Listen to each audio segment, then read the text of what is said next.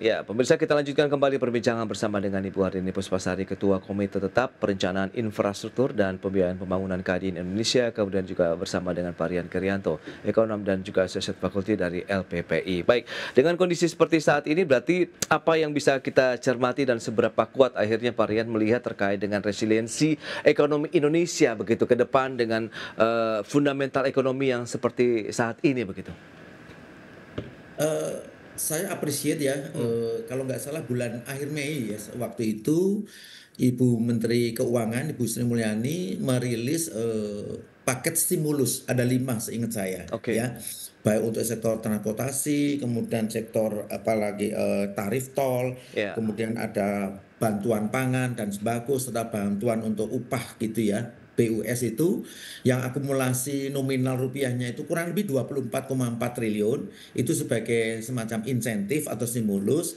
Ini mudah-mudahan bisa apa ya, bisa menjawab tadi pelemahan daya beli sebagian masyarakat kita yang terutama yang lapis bawah maupun yang kehilangan pekerjaan. Nah, dengan akumulasi kurang lebih 24,4 triliun itu bisa mengungkit ya, bisa mengungkit dari sisi demand atau demand masyarakatnya.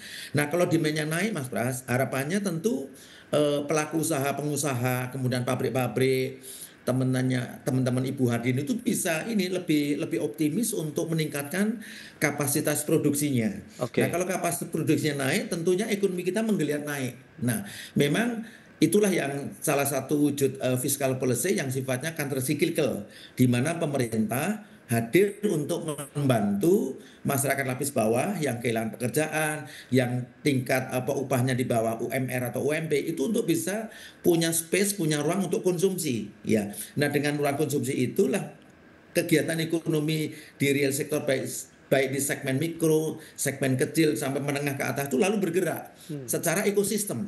Nah, itu sebetulnya apa namanya flow yang ingin diinginkan oleh pemerintah dan saya harus mengatakan appreciate dengan langkah seperti ini. Baik. Jangan apa namanya, jangan ketinggalan ketika situasi sudah mulai melemah, segeralah pemerintah dengan segala instrumen kebijakannya itu hadir dan ini memberikan tadi kenaikan optimisme di tengah masyarakat. Saya yakin kalau ini bergulir terus, nanti ketika ada survei lagi entah oleh BI atau oleh lembaga yang lain, IKK kita atau indeks tendensi bisnis mudah-mudahan di bulan Juli ini dan kedepannya bisa bisa naik lagi, Mas. Itu Baik, harapannya. baik, baik Pak Rian. Nah, Bu Hardini lantas bagaimana dengan beragam insentif yang juga sudah diberikan oleh pemerintah kemudian bisa menguatkan daya saing dunia usaha dan akhirnya juga bisa menopang perekonomian nasional begitu Bu Hardini?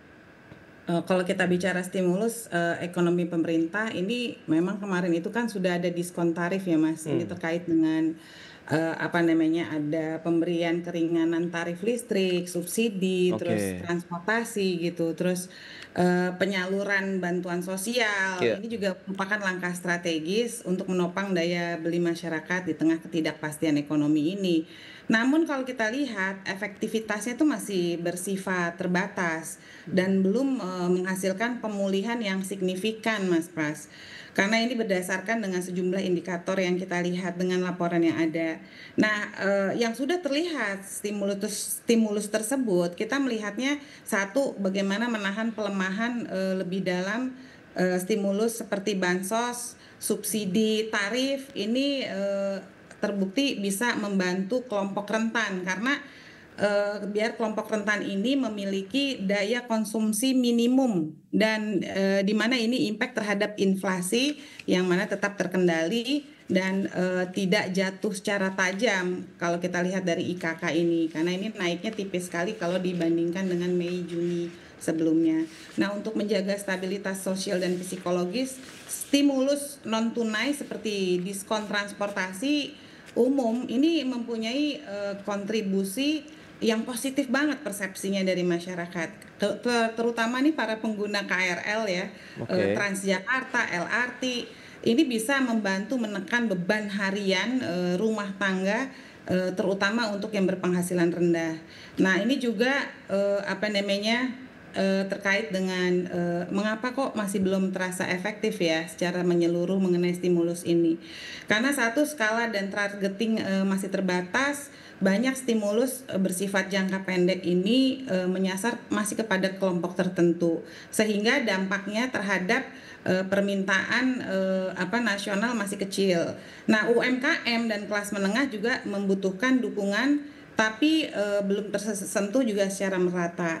Nah, ini agar lebih efektif, stimulus ini perlu disertai kenaikan pendapatan real, misalnya dari padat karya, insentif UMKM, dua, diperluas cakupan dan durasinya, juga dibarengi dengan struktural seperti penurunan untuk biaya logistik dan terutama reformasi pajak, konsumsi, dan peningkatan investasi daerah.